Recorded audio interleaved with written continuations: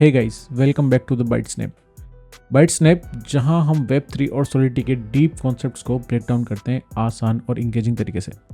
आज का टॉपिक है फंक्शंस इन सॉलिडिटी। अब ये फंक्शंस का कॉन्सेप्ट सुना सुना लग रहा होगा क्योंकि ऑलमोस्ट सभी प्रोग्रामिंग लैंग्वेजेस में होता है, लेकिन सॉलिडिटी में फंक्शंस काफ़ी यूनिक होते हैं। अब सॉलिडिटी स्मार्ट कॉन्ट्रैक्ट की कोर लॉजिक फंक्शन से ही बनती है। फंक्शंस ही वो लॉजिक होते हैं जो स्पेसिफाई करते हैं कि आपका कॉन्ट्रैक्ट कैसे रिएक्ट करेगा, किस चीज को प्रोसेस करेगा और कैसे डेटा को मॉडिफाई करेगा। If you are a beginner और इंटरमीडिएट डेव, ये ट्यूटोरियल आपके लिए है काफी यूजफुल और ये आपको काफी कुछ सिखाएगा। लेट्स डाइव राइट इन। सो पहले समझते हैं what is function. Function exactly क्या है? फंक्शन एक pre defined set of instruction है जो आपका स्मार्ट कॉन्ट्रैक्ट को स्पेसिफाई एक्शन लेने के लिए कहता है। चलो एक एग्जाम्पल से समझते हैं। मैं एक फंक्शन बना रहा हूँ। फंक्शन इसका नेम मैं रख देता हूँ ऐड। इसमें 2 पैरामीटर लेगा ये, num1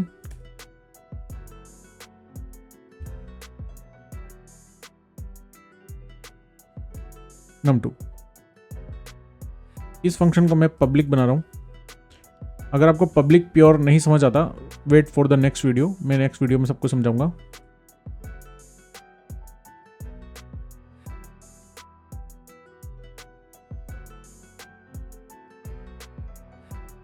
अब ये रिटर्न क्या करेगा? वैसे तो मैंने यहाँ पे मेंशन किया है कि रिटर्न करेगा एक अनसाइंड इंटीजर। तो यहाँ पे वो अनसाइंड इंटीजर वैल्यू क्या होगी? num1 plus num2। That's it. ये हमारा एक सिंपल फंक्शन रेडी हो गया। सॉरी, मैंने यहाँ पे funct फंक्शन। ओके नाउ तो अब इस एग्जांपल से समझो। इस एग्जाम्पल में हमने एक फंक्शन डिफाइन किया है add.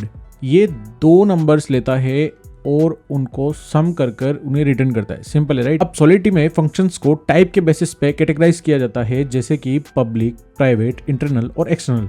Let's quickly break down them. तो बात करते हैं फंक्शंस की विजिबिलिटी की। फंक्शन विजिबिलिटी, सबसे पहले बात होगी पब्लिक। ये फंक्शन सबके लिए एक्सेसिबल होते हैं, even outside of the contract. So अगर आपका फंक्शन दूसरे कॉन्ट्रैक्ट या फ्रंट एंड से इंटरेक्ट करना चाहता है तो पब्लिक विजिबिलिटी का यूज करते हैं। प्राइवेट, ये सिर्फ कॉन्ट्रैक्ट के अंदर एक्सेसिबल होते हैं, सो ये आपके कॉन्ट्रैक्ट के लिए प्राइवेट डेटा हैंडल करते हैं। इंटरनल, ये भी कॉन्ट्रैक्ट के अंदर ही एक्सेसिबल होते हैं, लेकिन इनहेरिट होने वाले कॉन्ट्रैक्ट भी इसे एक्सेस कर सकते हैं। एक्सटर्नल, ये फंक्शन सिर्फ कॉन्ट्रैक्ट के बाहर से एक्सेस होते हैं। Let's code some example. पहला एग्जांपल एक सिंपल गेटर फंक्शन का है जो डेटा को रीड करेगा। तो सबसे पहले मैं ये जितना मैंने कोड की लिखा हुआ है इसको रिमूव कर देता हूँ ताकि कोई कंफ्यूजन ना रहे।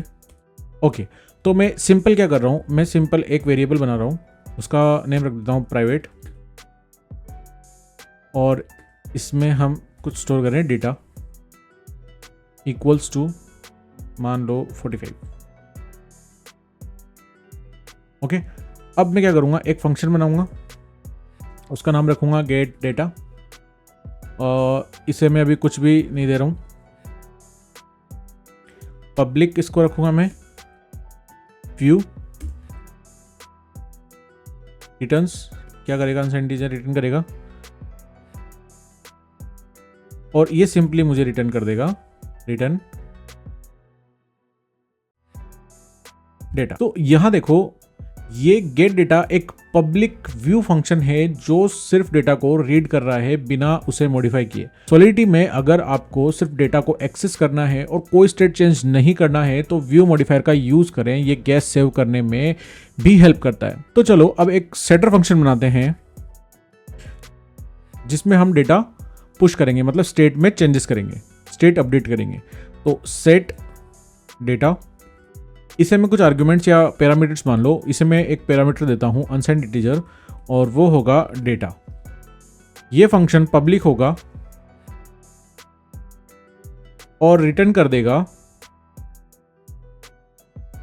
ये फंक्शन पब्लिक होगा और स्टेट में चेंज कर देगा।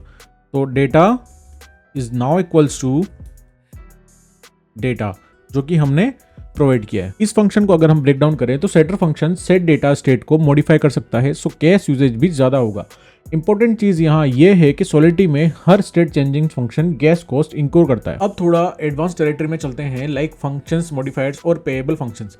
पेएबल फंक्शंस का रोल कभी कभी थोड़ा कंफ्यूजिंग लग सकता है, लेकिन सिंपली पुट इन्हें ईथर ट्रांजेक्शंस हैंडल करने के लिए यूज किया जाता है। इस चीज को हम एग्जांपल के थ्रू समझते हैं। उसके लिए हमें एक पेएबल फंक्शन बनाना होगा, तो चलो बनाते हैं। यहां पे मैं एक फंक्शन बना रहा हूं। मान लो मुझे मेरे फंड डिपॉजिट करने हैं, ठीक।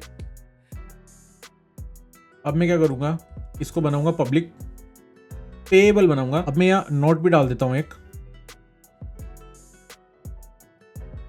Funds received are automatically added to the contract's balance. Payable function solidity में तभी काम करते हैं जब कोई ईथर सेंड करे कॉन्ट्रैक्ट को। आपको बस पेएबल कीवर्ड लगाना होता है फंक्शंस के डिक्लेरेशन में, जैसे हमने इस एग्जांपल में पेएबल यूज किया। तो चलो अब बात करते हैं गैस ऑप्टिमाइजेशन टिप्स की।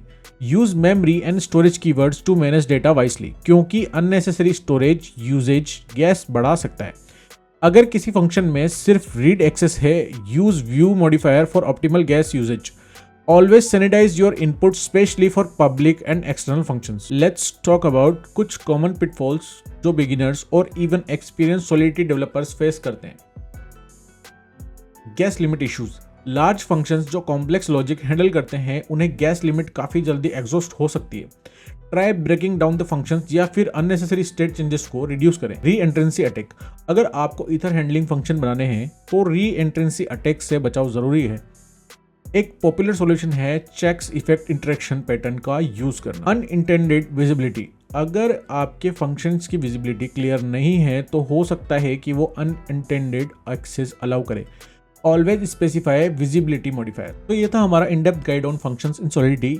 लेट्स रिकैप, हमने आज क्या क्या सीखा। हमने फंक्शंस और उनके विजिबिलिटी मॉडिफायर्स के बारे में पढ़ा, पब्लिक, प्राइवेट, इंटरनल और एक्सटर्नल फंक्शंस के बारे में पढ़ा, कोड एग्जांपल्स की मदद से गेटर और सेटर फंक्शंस क्रिएट किए, पेएबल फंक्शंस और फंक्शंस मॉडिफायर्स की इंपॉर्टेंस को डिस्कस किया, एडवांस टिप्स जैसे गैस ऑप्टिमाइजेशंस और पिटफॉल्स का भी जिक्र किया। और अगर आपको ये वीडियो हेल्पफुल लगा तो लाइक करना ना भूलें और चैनल को सब्सक्राइब करें। बाइट स्नैप पर हम इसी तरह के ट्यूटोरियल और कोड ब्रेकडाउन्स लाते रहेंगे। See you in the next one.